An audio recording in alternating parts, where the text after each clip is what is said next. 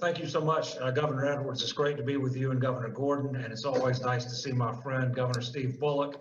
I also just want to thank Governor Hogan for his CHAIRS initiative. I think this initiative has done an excellent job of highlighting the way the private sector and states can work together to address our infrastructure needs.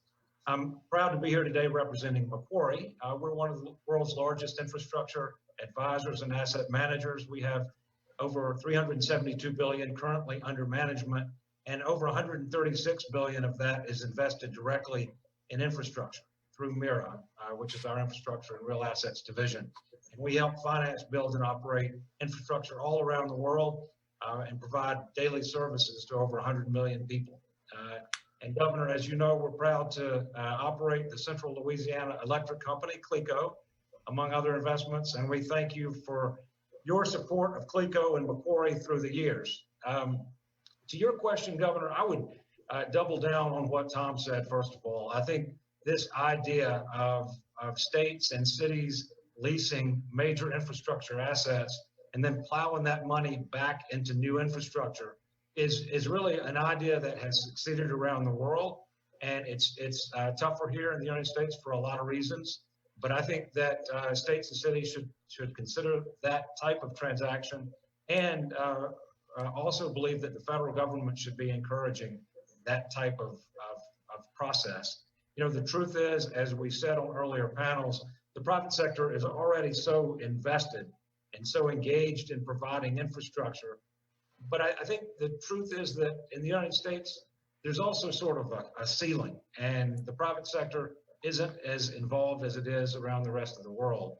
I think it happens too often as an exception, and its private sector involvement is viewed as a sort of a risky innovation that requires special rules and a really politically difficult process. And what I would encourage governors to consider and states to consider is just at this point taking a few specific actions that might help change that paradigm.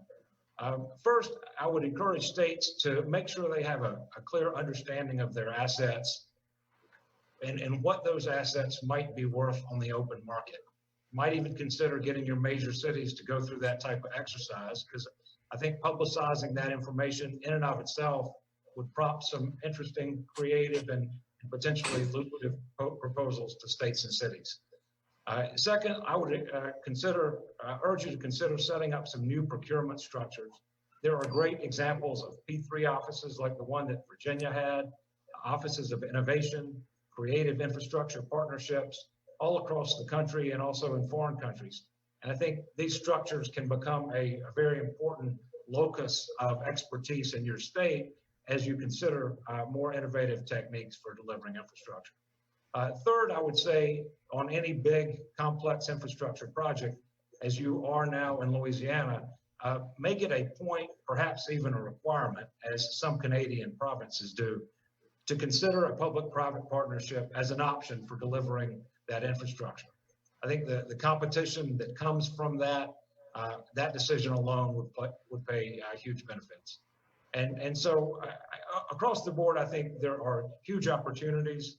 There are hundreds of billions of dollars of private capital that very much want to be investing in U.S. infrastructure.